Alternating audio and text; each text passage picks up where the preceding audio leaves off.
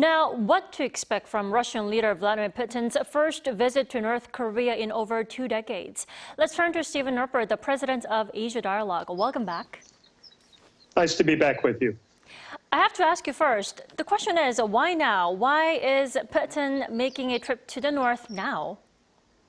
Well, Putin wants assistance from North Korea, particularly by way of munitions. And now, because he feels he has an edge up in Ukraine, and we've just had the G7, he's just been in China. So the opportunity for him to continue to show his eastern lean takes him to Pyongyang and later this week to Vietnam. Well, in the meantime, though, the North has also paused its repeated provocations, from sending propaganda leaflets to South Korea to sending harsh messages to Seoul instead. Now, why the pause? Because Russia's a much bigger ticket. That's really the priority for North Korea right now. Both North Korea and Russia are isolated. The leaflets and balloons, that's an irritant to South Korea. That can happen anytime and something they can return to. But this is the nature of diplomacy, and this is pretty high-profile poker. So Russia being the top priority at the moment, you're saying. There are also reports that Pyongyang and Moscow may elevate their military and security cooperation to a level as high as the 1961 alliance treaty. Now, let's talk more about that treaty. Well, certainly. That was a treaty that was in effect really until the end of the Cold War. It was not quite the mutual security pact that China and North Korea enjoy. It did have a promise, though, to come to one another's aid in terms of defense. But with the dissolution of the Soviet Union, that went away. It was officially disbanded and abandoned in 1995. But in 2000, there was a friendship and amity agreement that was during Putin's last visit to Pyongyang and his meeting with the leader Kim Jong-un at the time. But now do expect to see an uptick. This is all about defense cooperation. It's all about the transfer of artillery. It's about the potential use of North Korean labor in Ukrainian reconstruction as defined by the Russians. And there are other questions. Will North Koreans somehow be engaged in terms of personnel on the field? We have seen that now in terms of Russia leaning on Chechnya and other sources for troops. Let's hope it doesn't go there. But certainly there's a lot that they'll be talking about in terms of defense cooperation, all of it really oriented as a juxtaposition against the United States, South Korea, Japan, and their allies across the Pacific. Well, then I have to ask you, how much of a threat is their forging of alliance? Well, their relationship's complicated. We have seen North Korean KN-11A fragments on the field in the attack around Kharkiv.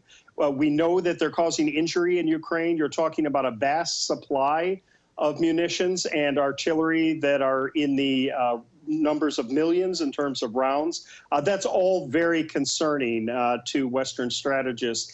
And it's the kind of things that complicates this war of attrition in Ukraine. It also reminds us we need to get back to a negotiating table, and we need to be talking with China, as South Korea is doing now, about communication channels. We also need to look at how to encourage the North Koreans, if they're smart with this visit, to reopen missions from other countries in Pyongyang and to welcome back the United Nations and others. Communications really are key now. They will try to exploit this meeting between Russia and the DPRK for its fullest propaganda value.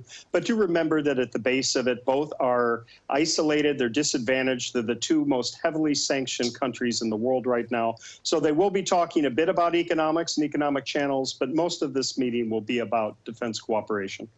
Definitely. And of course, South Korea and the U.S. will not just sit back and watch. Seoul has actually warned that necessary measures will be taken in response to deals reached between Pyongyang and Moscow. Now, what kind of measures can there be? Well, certainly there'll be a counterbalance, and South Korea has unilaterally expressed some red lines to the Russians as recently as the last few days. There are things that they won't tolerate. There are certain contingencies that the United States, Japan, and South Korea are working on. Add on to those allies like Australia, the Philippines, India, New Zealand, and others across the Asia Pacific.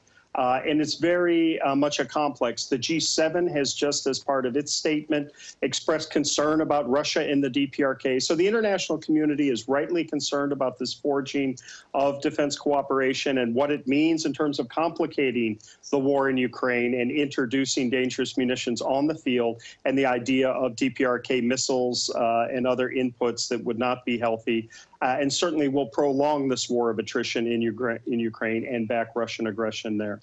Well, indeed. And what's also notable is that security talks between South Korea and China are set to take place today. That should put China in quite an uncomfortable situation, won't it?